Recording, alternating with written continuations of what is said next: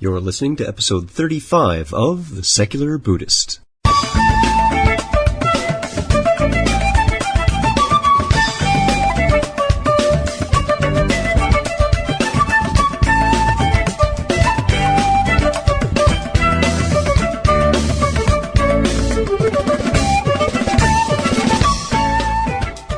Welcome to The Secular Buddhist. I'm Ted Meissner. The Secular Buddhist is the podcast and website for modern, secular application of early Buddhist thought.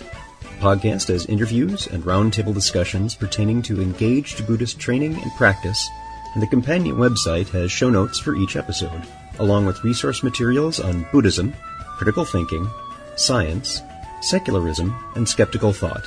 Though the podcast focuses on core practice from a secular viewpoint, more traditional teachings are welcome and openly discussed. Today we're joined by Chris McKenna, Executive Director of the Mind-Body Awareness Project.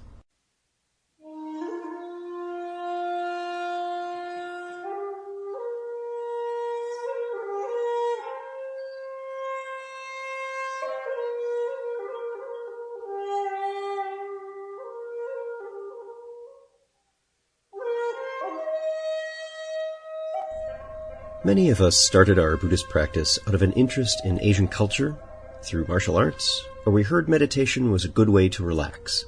Some of us have started the practice of the Eightfold Path because our standard coping mechanisms are not able to address some deep suffering in our lives, and we're looking for more practical alternatives than simply having faith in an unseen force. We go to our local center, hear a calming Dhamma talk, and meditate in that optimal setting of peace and tranquility. As we've heard here on this podcast many times, and as we keep saying, Buddhist practice is more than just your time on the cushion. It's integrating that practice into our moment-by-moment existence. And, for those of us with a less religious approach, the pragmatic aspects are of particular interest. We want to see how the Eightfold Path can transform and help in this very lifetime, at this very moment, under all circumstances, not just when we're on retreat in an idyllic setting. The Mind-Body Awareness Project takes this practice and applies it to the challenges faced by incarcerated youth, helping them to take control of their lives and make better decisions. We're joined today by Chris McKenna, Executive Director of the MBA. Chris has spent over a decade working with diverse communities suffering from high incidents of trauma and violence.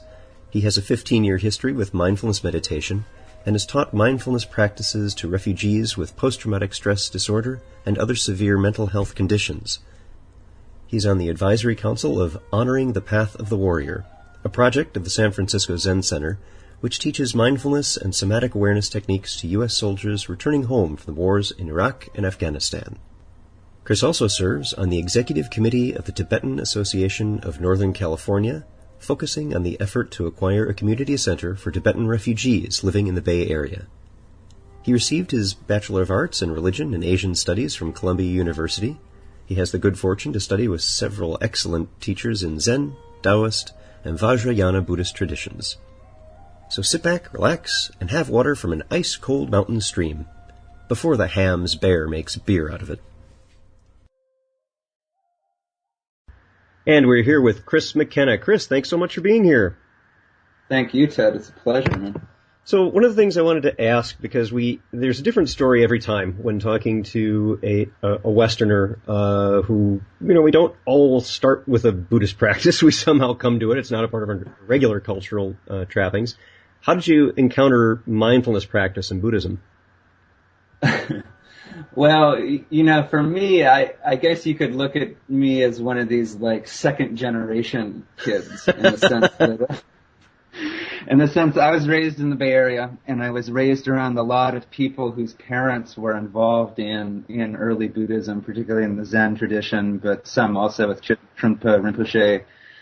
So, I went to school with a lot of the kids of parents who were around Shunryu Suzuki Roshi and some of the early Buddhist teachers who came to the U.S. And I think growing up in that milieu was significant. My parents weren't directly involved in it, but I think what it did was when you translate the Dharma or really any religious tradition into another culture, the first generation is always kind of a mess. I mean, yes, we are.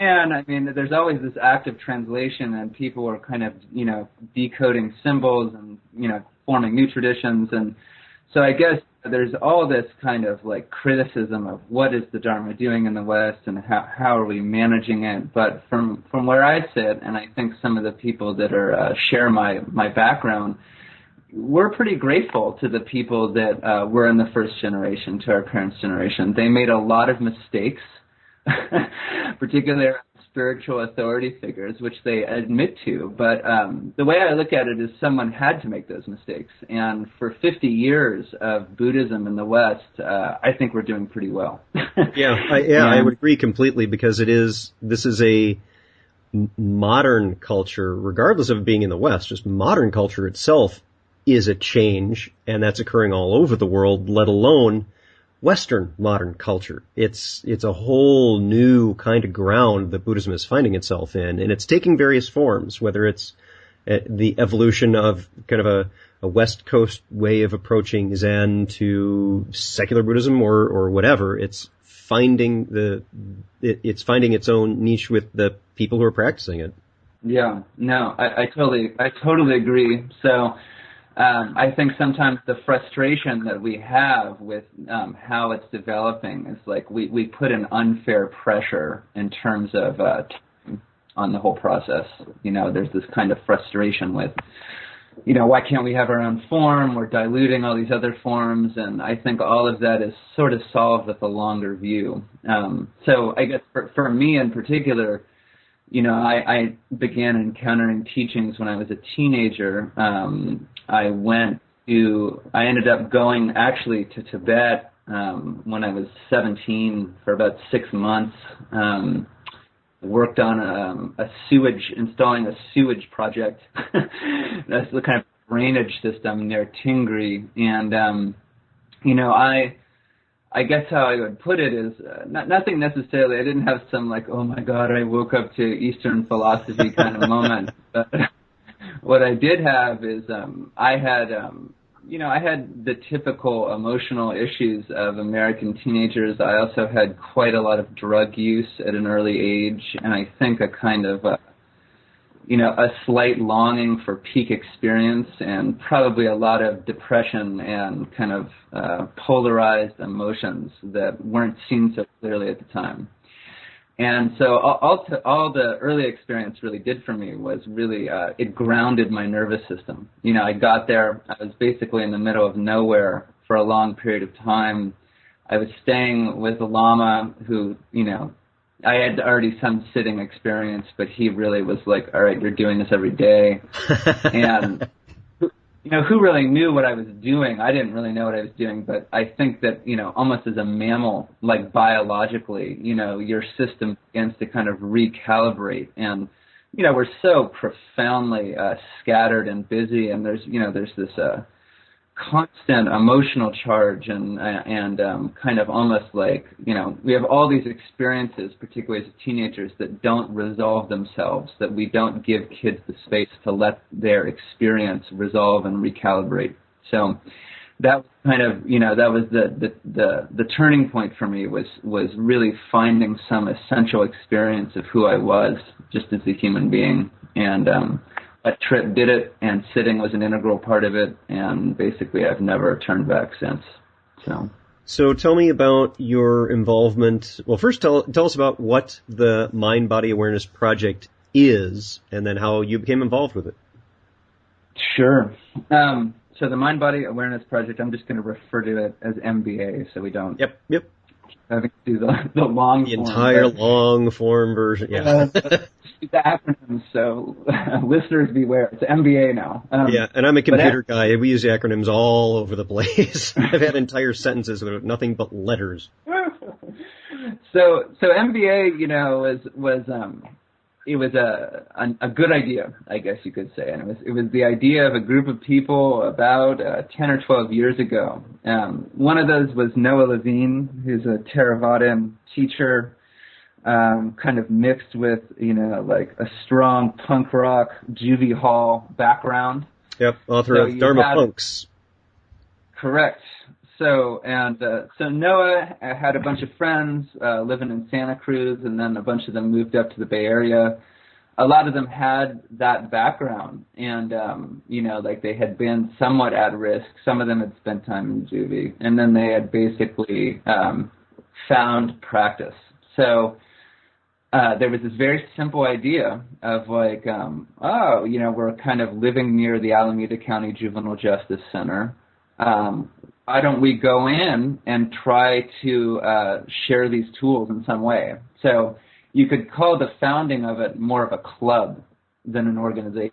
It was a group of friends who were basically, in a very traditional sense, wanting to be of service in a dharmic way. So that was the foundation of it. And in some senses, it's totally different now, and in some senses, it's still that. I guess I would say the part of it that's the same is that, despite all the research and the clinicalization of mindfulness, which is important, and we can get into that later, but these interventions, particularly interventions having to do with adolescents, and then adolescents who are at risk or incarcerated or have had trauma, the person delivering the intervention is really important. When you look at the data, it's like 85% of what makes these interventions work, not just mindfulness ones, but anything you're doing with at-risk youth, is the connection with the facilitator. So the people really matter, and I think that that's one thing MBA got right at the beginning. Yeah, absolutely. They had the right people, and I think that they've retained that group of people because it's a deeper commitment than just kind of having a nonprofit job. It's like it's a really strong appetite to work with that specific kind of kid, and then it also, in our terms, it fits in with some kind of right livelihood dharmic commitment. So I think that's still the heart of it. And as for my involvement, I had all this Dharma background, and then I spent about 10 years almost exclusively working with torture victims, or people that had been in war zones or genocide situations. So a lot of refugees that were getting resettled to the U.S. that had a great deal of trauma, and kind of worked in outreach and case management and for an office of Amnesty International. I worked specifically with the Tibetan community for a long time, and I guess this job appealed to me because mindfulness is getting explored. People are beginning to kind of give it credit as a modality that you can use in a variety of contexts. It's really tipping over, I think, in the last 3 or 4 years, particularly. But there's also a lot of people that, it's still too new, So I was in this context where there were these centers that were treating torture victims and refugees, and we're beginning to use mindfulness and somatic psychotherapy and a bunch of these other really exciting kind of clinical interventions that are coming out now. And I guess I had a really strong appetite to really just focus on that exclusively and to put all my weight behind it.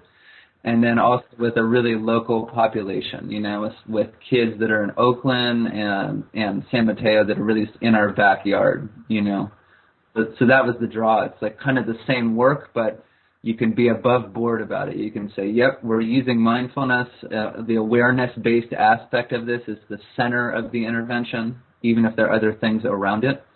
And so I just think that that's really exciting, and we're fortunate to be able to live in a time where that's developing, And I found that there are other, say, psychological approaches to trauma, particularly to PTSD, that are they are really based in mindfulness and early Buddhist teachings, but they're kind of hiding it. They're obfuscating that rich tradition from which they're springing and getting their inspiration and getting their direction. And so it's nice to see that, we're being very open about this. Yeah, this is mindfulness meditation. This is what a core part of what we're doing is.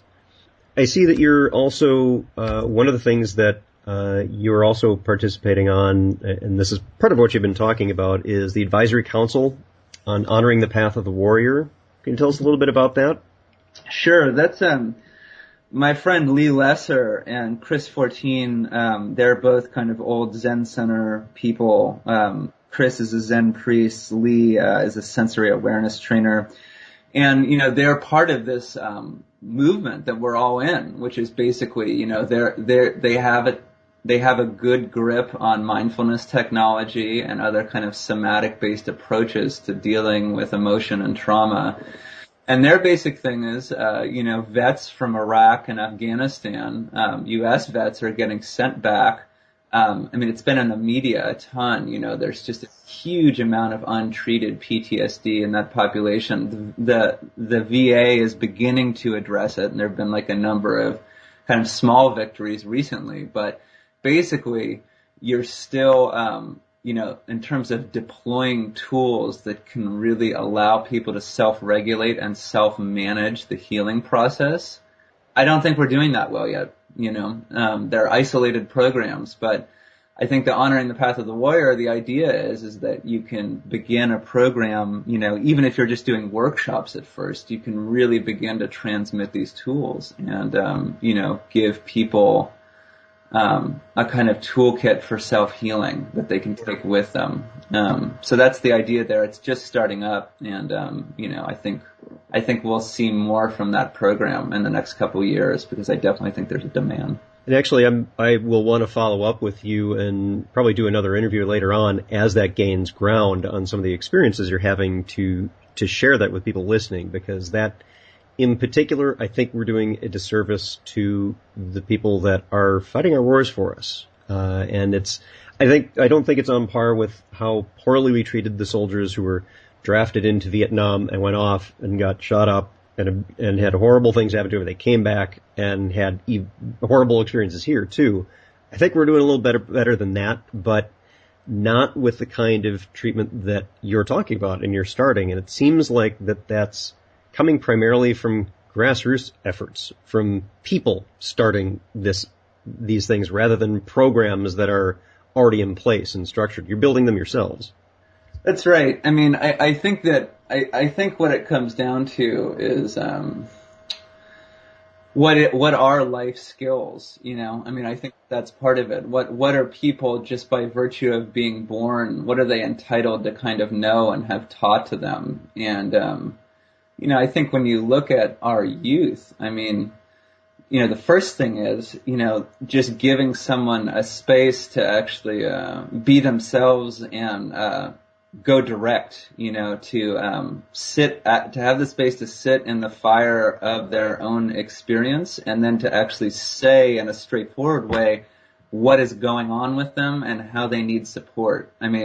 This sounds so basic, but there is not a lot of room in this culture for that.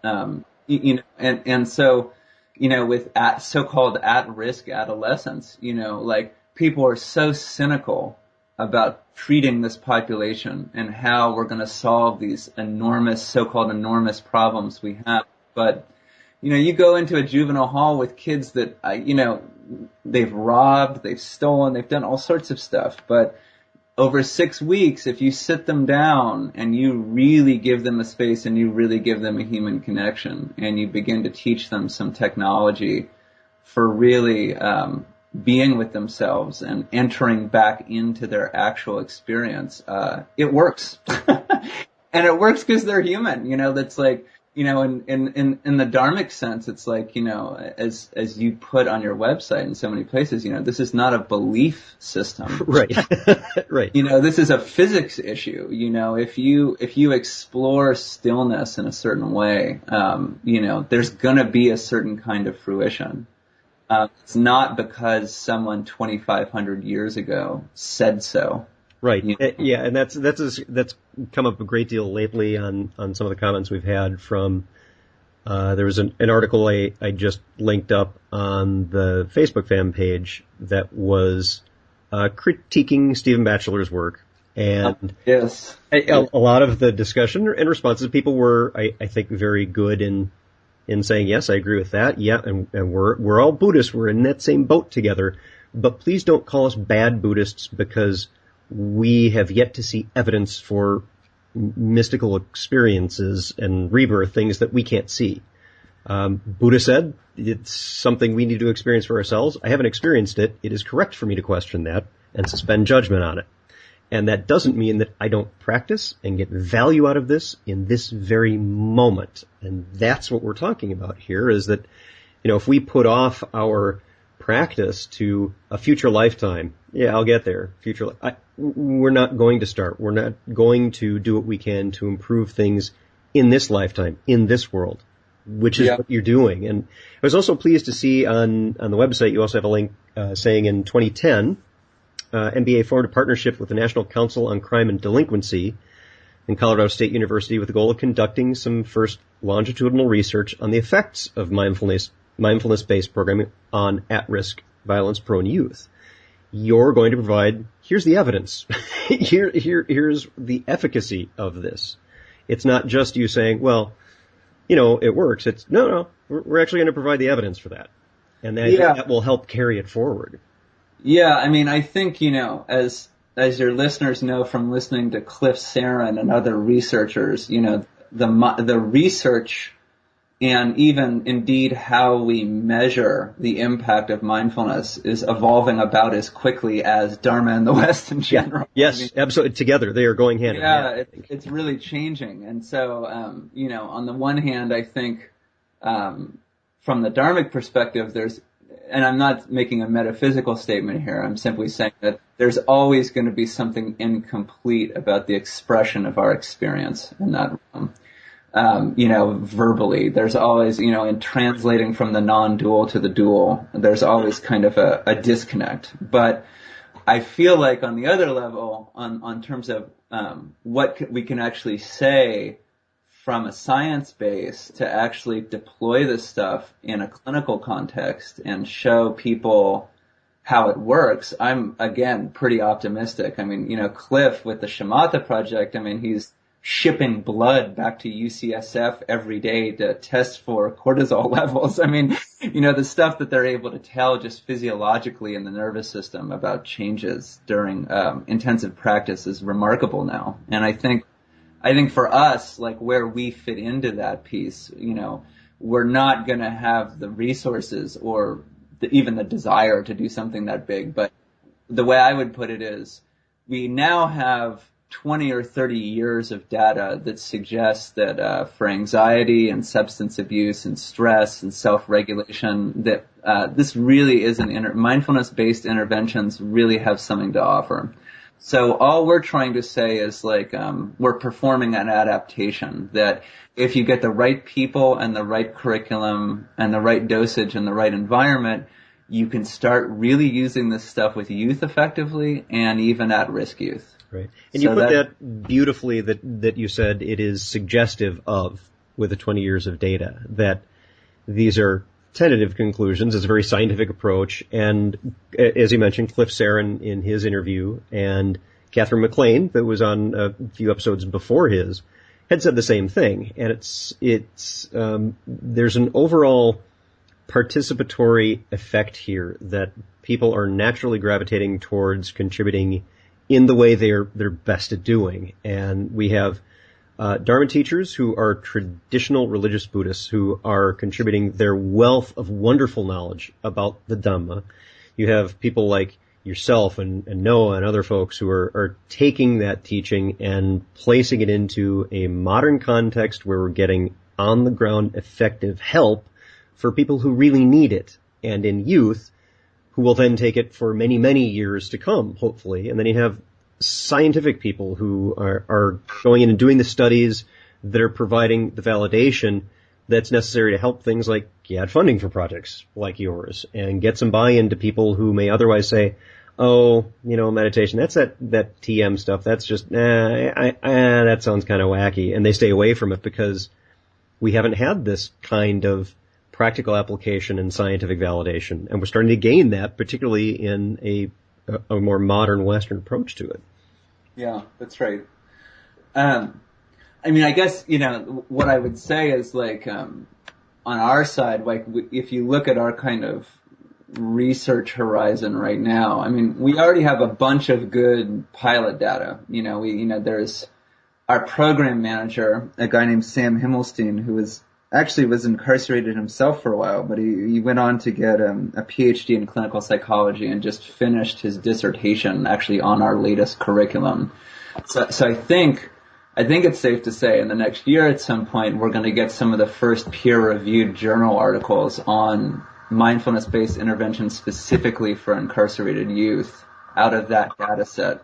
So there's already stuff coming, and there's already stuff that's been done. And I think the next step for us is to move from a kind of pilot data place to a place of really doing something more longitudinal, which is that is to say that, you're following kids for a longer period of time and you're partnering with research institutions to basically kind of get a bigger sense of what kind of real behavioral change you see in the population. And that takes more money. We're applying for NIH funding now, big federal stuff to try to get resources to do this for 3 or 4 years.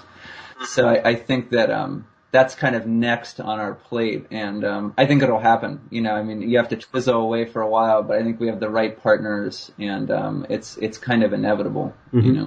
And I notice it's not just training in classes for the at-risk youth, but you're also serving those who serve the youth. You're providing these kinds of trainings to probation staff and agencies to help overcome their own trauma. Yeah, I think that this whole relationship between direct services and training is a big one, because it's like, whether you talk about mindful schools or Between Four Eyes, or there's a couple of other groups that are kind of in our family, and basically there's two kinds of needs out there, right? There's one where you just have your instructors, and your instructors go into a school or a foster care facility or juvenile hall, and they deliver the intervention and they leave. But people have pointed out, and they're right, that that's not so scalable. What are you going to do? Have MBAs or mindful schools in every city in the country? It's not. It's not feasible. It's not viable. So, what's people's solution to that? Well, the solution to that is training people to do it themselves. But this, as you know, and as your listeners know, this can be a really slippery slope, because, Americans have this huge appetite for certification. You look at MBSR, all of these modalities that have been deployed on this large scale, and, we've totally lost control of them. There's people that have taken one MBSR class that are going around labeling themselves as mindfulness teachers. So I think you've got this, you do bump up really quickly against quality control issues. And I think that that's something we think about. We want to start doing a lot more training work, but we don't want to do a weekend workshop followed by you're now an MBA teacher. I think it's more like we really do want to give people the tools and design a program that's long and intense that would allow them to get them. And in the meantime, we are working a lot with agencies, with a couple of different agencies, and kind of transmitting mindfulness and other self-care stuff to their staff. You want to ensure efficacy long term, not just here's your certificate. That's only one possible component of it. You want to make sure that people are actually getting the value out of it. And you're conducting, on the site you have, MBA performs extensive evaluation of our interventions. You guys are constantly looking at what you're doing and tweaking it and making improvements as you go. Yeah. I think that's right. And I think that, if you look at, for instance, like Linda Lantieri's work, Daniel Goleman's old partner, she wrote Building Emotional Intelligence, and kind of is one of, I think, kind of the pioneers of bringing this stuff to the schoolroom. And, she has this program in New York called the Inner Resilience Program, which is, has a kind of mindfulness and social emotional learning component. And her conclusion, after 20 or 30 years of this stuff, is that she just works with teachers now, and she works with them over a fairly prolonged period of time. the idea being that, you want to give these tools to people that are really responsible for youth on a daily basis. That if they're traumatized or, they're kind of unable to fully be present with the experience of the people they're tasked with, doesn't really matter if you bring in some rock star for 10 minutes a day, or, it's like, it's not going to stick because the rest of the environment is so, it's overwhelmingly saying the opposite, that you should run around stressed out in a kind of low grade state of anxiety all the time, which is basically what's being transmitted in this culture, more or less. I mean, even in non-at-risk situations. So, beginning to, making a commitment with teachers, it's like, okay, let's really, recalibrate ourselves first. I mean, I think it's the right direction. So I think we have a similar idea, which is just like when we do trainings, let's really grow a group of people around the country who are working regularly with youth and really are practicing and really are transmitting that sense of practice to, the people they're working with. I think that's the goal. Mm-hmm, mm-hmm. Yeah, absolutely. And I see recently there was an article in Tricycle Magazine. On Vinny. On Vinny, yeah. Tell us about that. Ooh, Vinny. So Vinny is the MBA training director.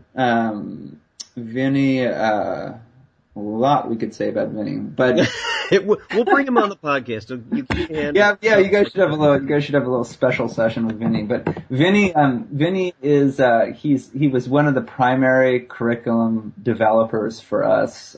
He's in some sense he was involved in the beginning in that club-like way. Like him and Noah were tight for a long time, and Vinny has a kind of unique grouping of experiences. He had incarcerated parents. He kind of grew up as a hustler and a drug addict and even homeless for part of his years. So he basically his dad pulled him out of a crack house basically in his early 20s. And the next week he was doing groups in juvenile hall, for Narcotics Anonymous. And, so in some 12-step sense, like teaching became a practice for him to stay sober. Yeah. I mean, it was an important part of his own stability was to teach and work with people. And, if you meet him, I mean, the thing about, he shares it with several of our other teachers, but there was this kind of natural charisma and facilitation ability even before the Dharma. But what the Dharma did was anchored the whole thing in a kind of awareness base. And I think that happened for him about 10 or 15 years ago. And it profoundly affected how he was teaching. Because even when he was like really in there with the kids doing a more therapeutic talk-based group work kind of session, his understanding of how they were could be working with emotion or with their own lives was profoundly informed by mindfulness. So what happened basically is about 2008, we pulled all these people into a room. George Mumford, who was, he's African-American Theravadan teacher. He was around at the beginning of the UMass Stress Reduction Clinic with John Kabat-Zinn. And he went on to teach meditation to the LA Lakers and the Bulls, but really good at working with youth. And then Fleet Mall, Trungpa's student who spent 14 years in jail for narcotics trafficking. So we had those two guys and Vinny and a bunch of our senior instructors and kind of came out with a curriculum that we felt really represented the issues that these kids go through, like the stuff that really comes up in the room over and over again, and then the kind of mindfulness, emotional awareness content that is best served to addressing it.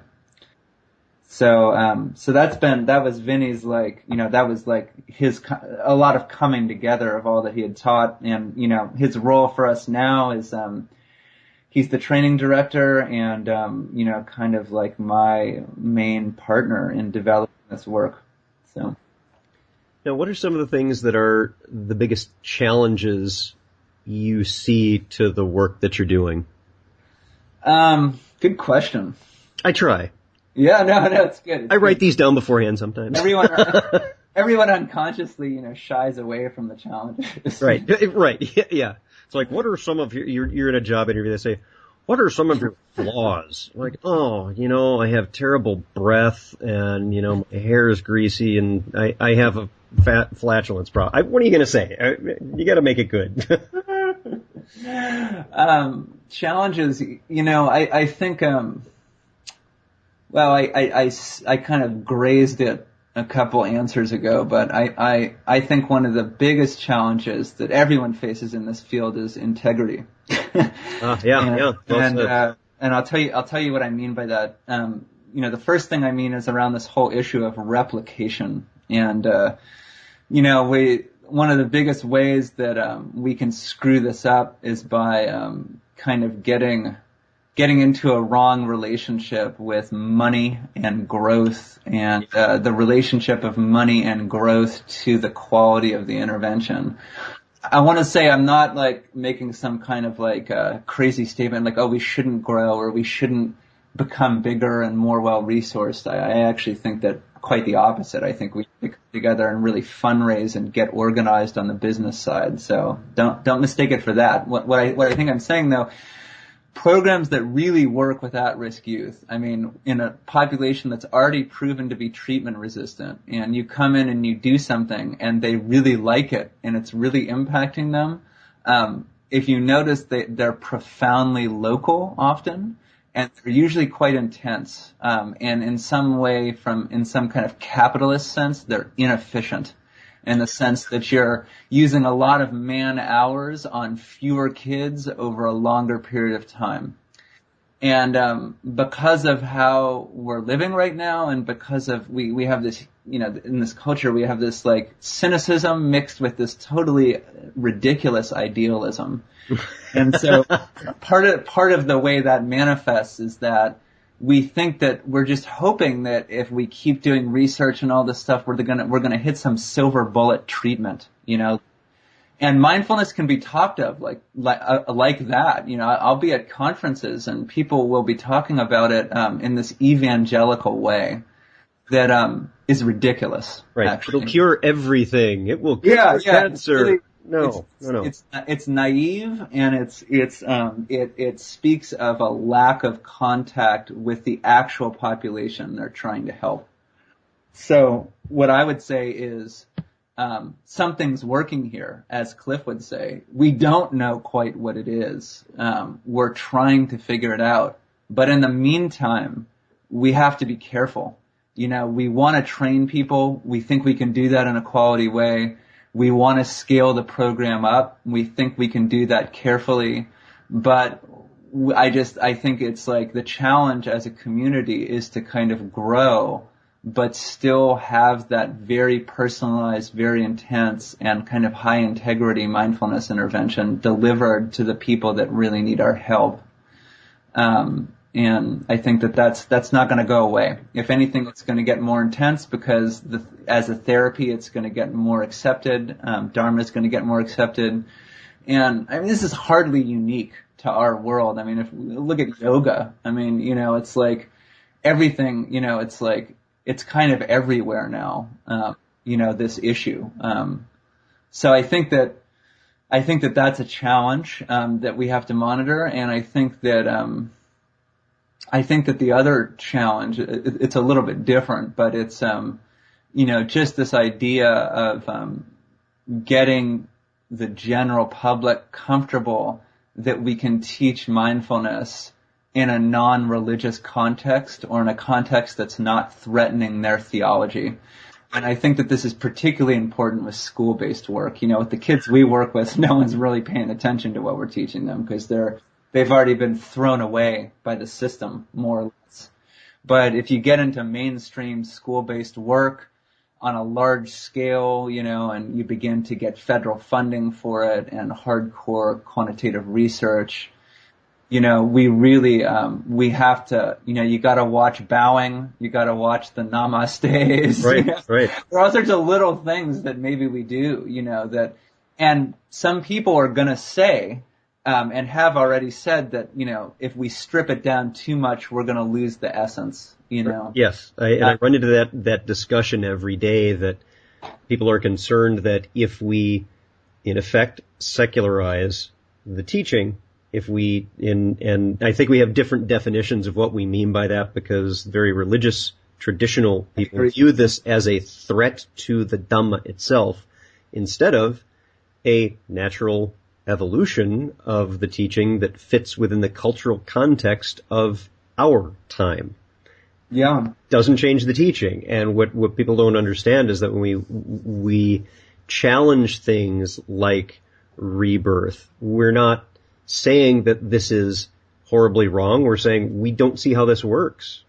Please help us understand that. And when you do, great, we'll be happy to adapt it. But until you do, it really doesn't have any effect on what we're actually doing in, say, the Eightfold Path, if you take that as a whole construct.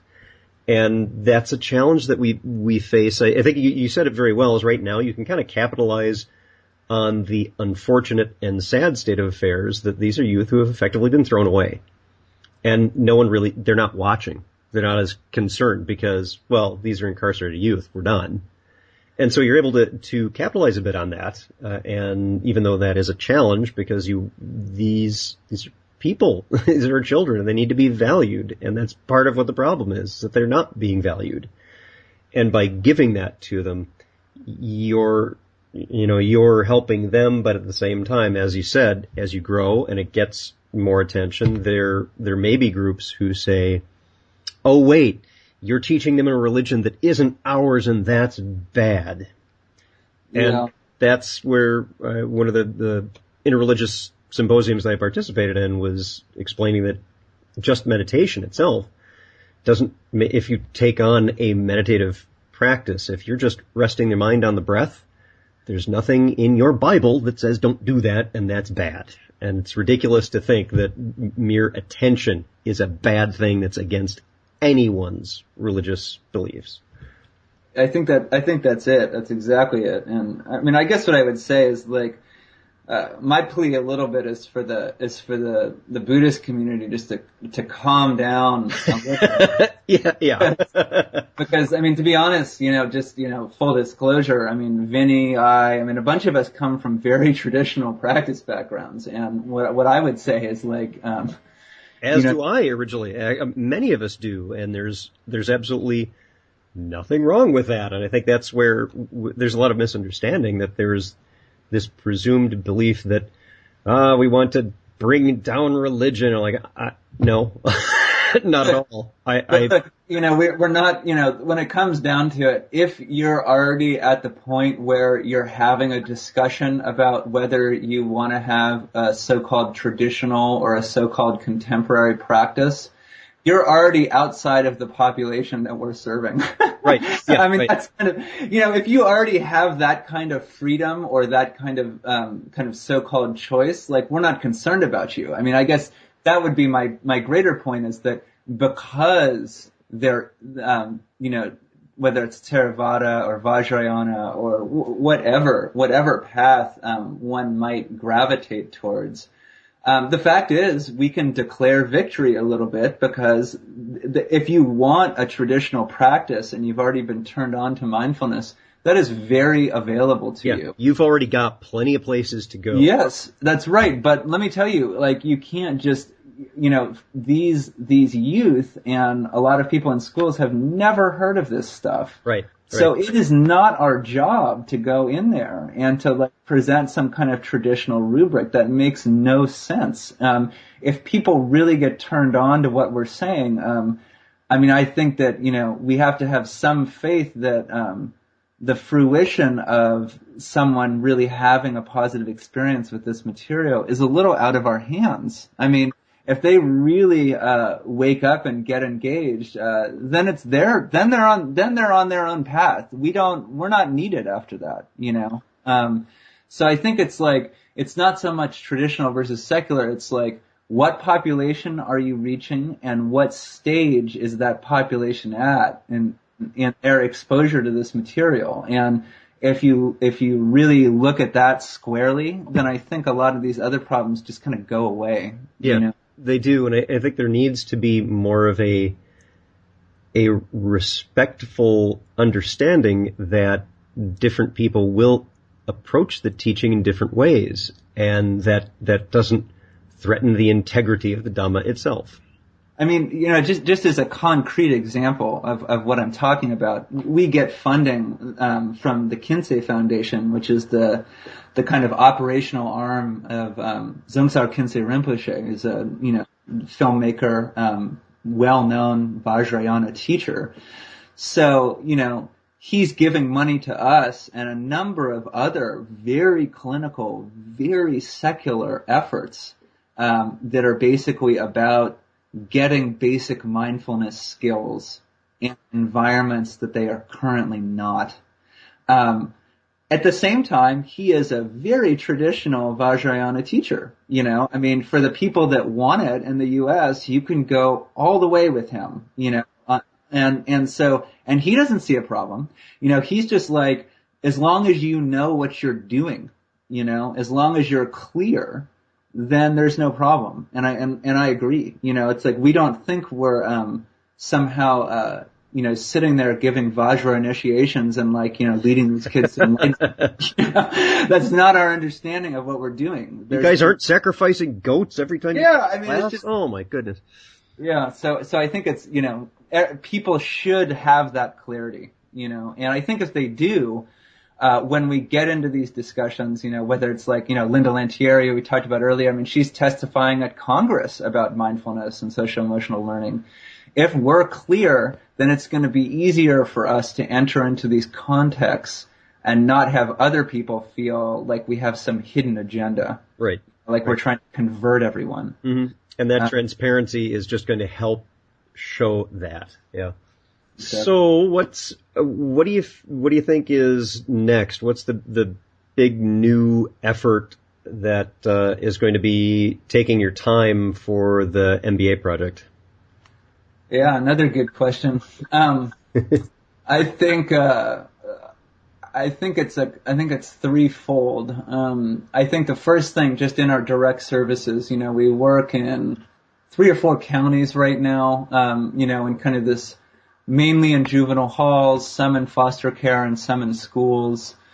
I think, we just did a bunch of strategic planning, and the outcome of that called for a growth in what we were talking about earlier, which is just kind of more intense services around youth that really need them. So big focus of ours right now is we've got this really good group intervention for youth inside juvenile hall.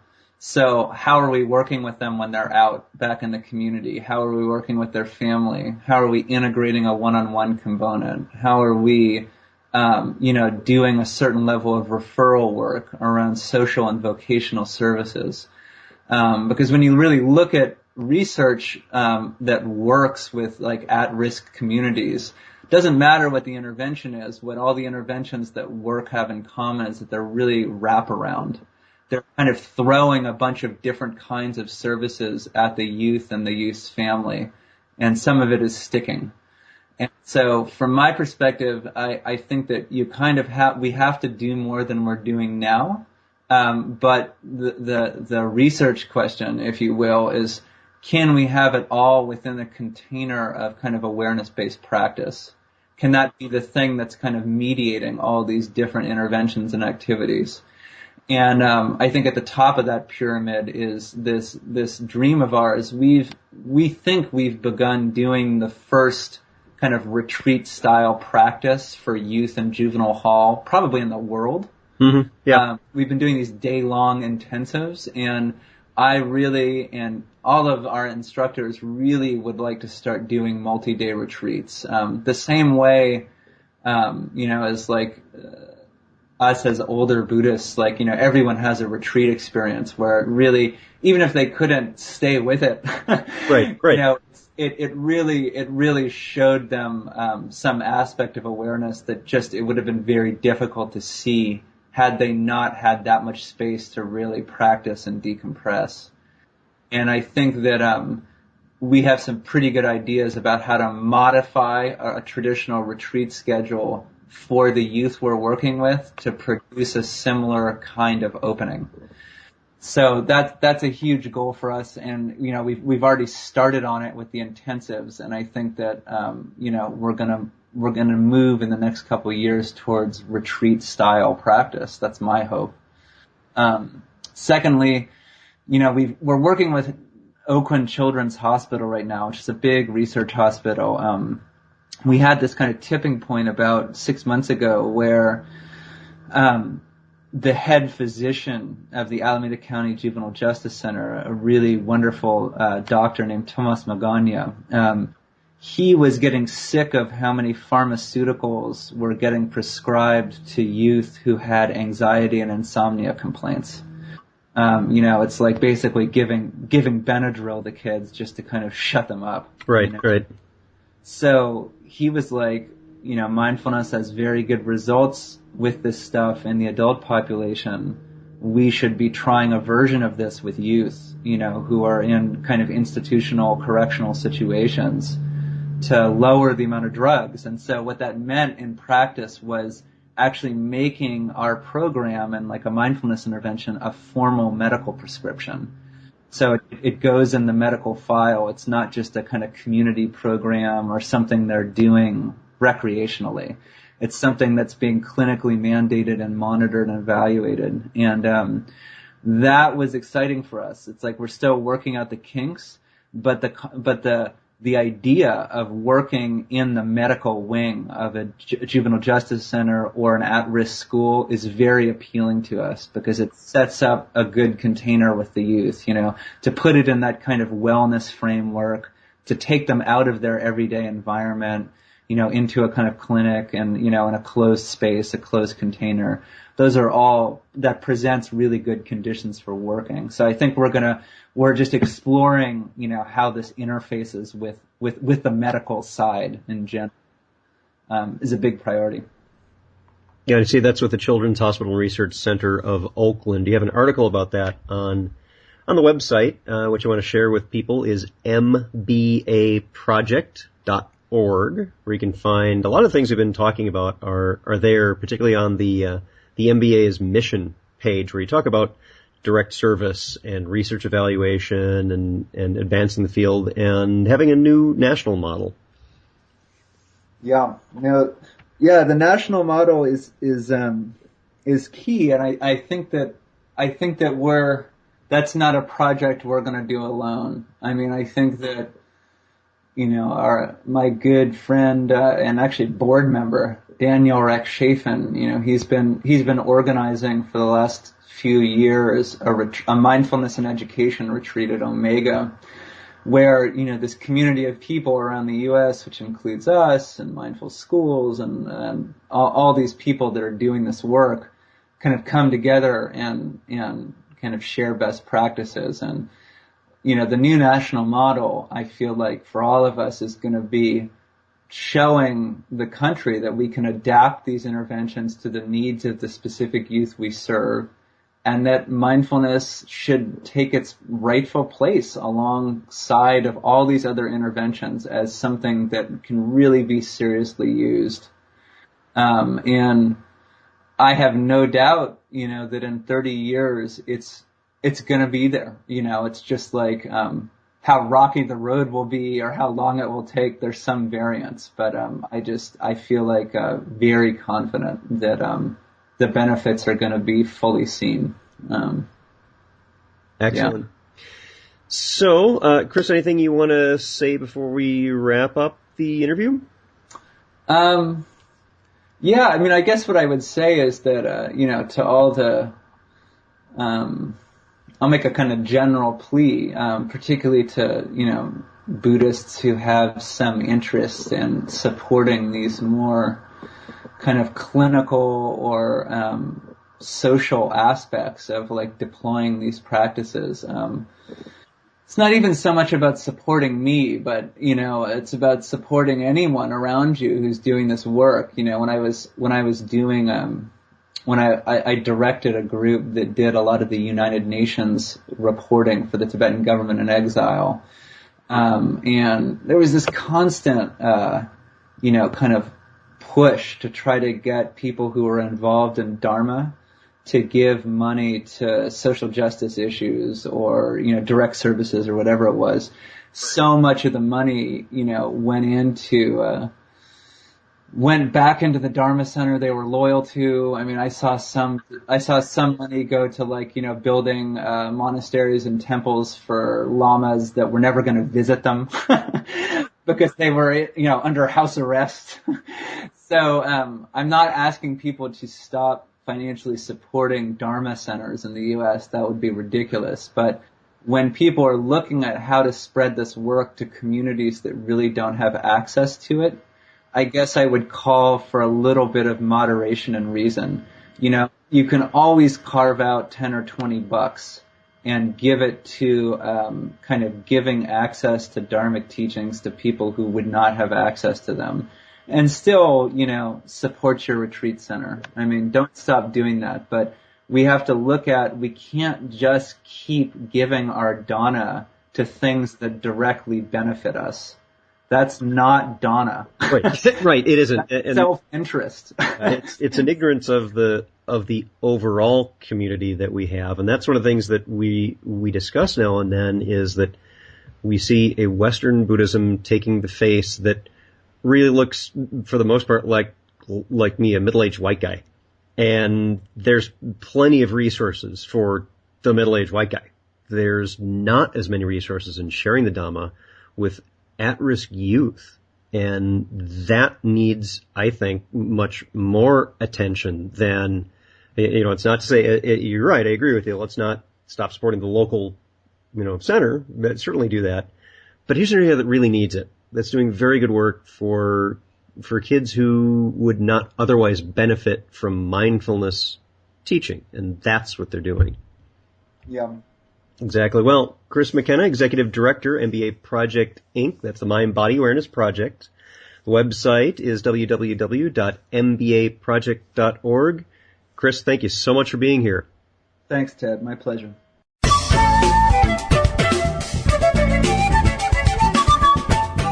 Thanks for listening.